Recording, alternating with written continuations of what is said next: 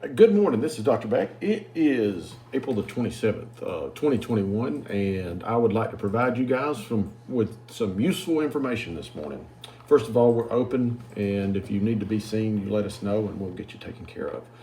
Second of all, I want to talk about earwax. I want to talk about earwax because I just cleaned somebody's ears out, and I want to give you a few tactics that you can use to help with earwax. First of all, earwax is normal, okay? Everybody gets it. Everybody should get it. I do believe people get it to different levels, okay?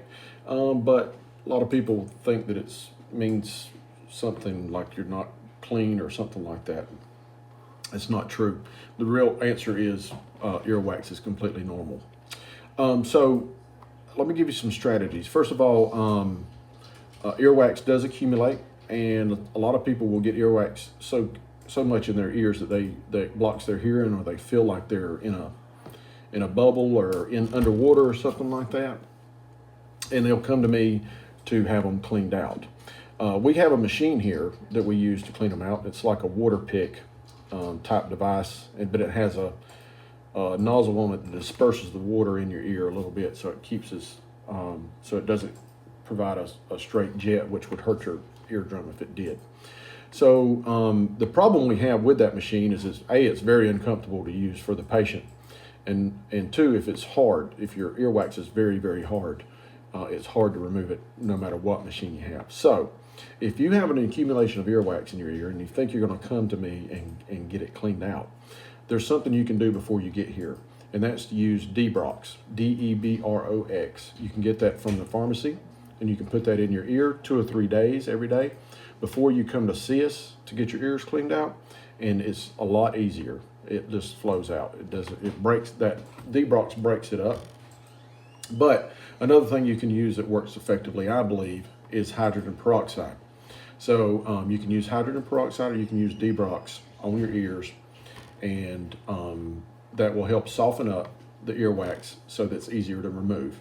Now, there's a big controversy about whether you should or shouldn't use Q-tips, and I mean, there's a whole company that makes Q-tips, so I'm trying to figure out, okay, what is the best advice for that? And the advice I give folks is it's okay to use a Q-tip if you use it yourself. Like, don't let somebody else use it on you, and you be very delicate. And usually I like to use a Q-tip after I get out of a warm or hot shower. So you can even let the water run over your ears a little bit, and that softens the wax up. And then you can go in there with a Q-tip and and very gently clean out some of the wax. Okay, if it hurts or you're going too hard with it, that's not good. Okay, because you don't want to disrupt your membrane in there, your eardrum, or the skin around there. So you want to be extremely delicate with the Q-tips. But I do think you should use them. It's just use them very, very, very delicately in there. And certainly if you're hurting when you're using them, then you need to stop and you need to come see us. Or if you're bleeding afterwards, you probably were overzealous with your Q-tip, and you don't need to be working that hard on your wax. But we're here for you if any of those things happen, so we can help you clean out your ears. Now, one more tip. If you do any of these things, or you got water in your ear and you feel like the water won't come out, one of the things you can do is you can pour alcohol, like rubbing alcohol, into your ears, and that will displace the water. It'll push the water out, and then it will subsequently evaporate. It'll evaporate quicker than water will. Now, water evaporates too, but alcohol evaporates really quick. So if you feel like you got water stuck in your ear, you can put alcohol in there, leave it there for a few minutes, let it drain out, and it will evaporate, and then you should be clear of water and alcohol in your ears. All right, that's my tip for the day. I hope it's useful to you. Next is the COVID count here, 1,524, which was the same as yesterday, even though somebody just told me that according to a radio station somewhere closer to Atlanta, we were in another spike. I'm not sure I believe that, and certainly the numbers don't reflect that. And we're not getting bombarded with COVID patients right now, or people calling saying, I've got this problem. And we're still doing the testing outside, but not near as many. We're doing maybe 2 or 3 a day. where at the height of this thing, we're doing 50 to 100 a day.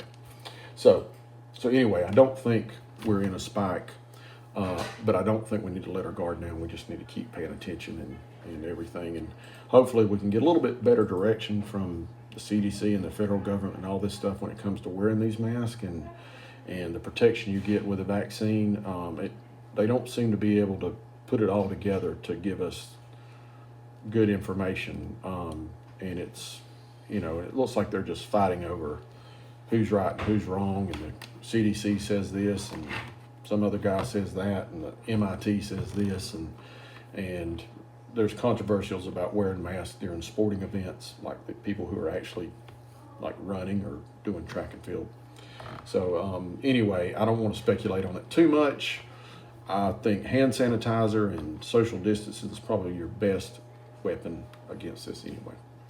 All right, last but not least, Place of Hope in North Georgia is still working for the kids in this community specifically.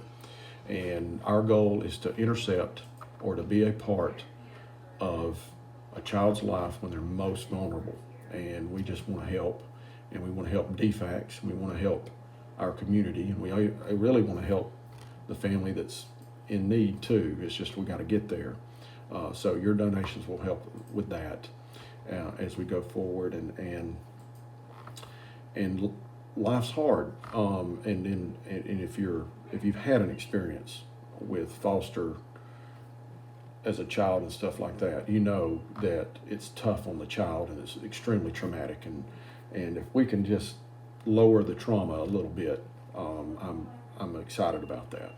So any of your help would be greatly appreciated. P.O. Box 933, Clayton, Georgia 30525. And thank you so much for the people who's already donated. It's been lots of people, and I appreciate it. I really do. All right, we're here. We want to help you if we can. Have a great day. Call us if you need us.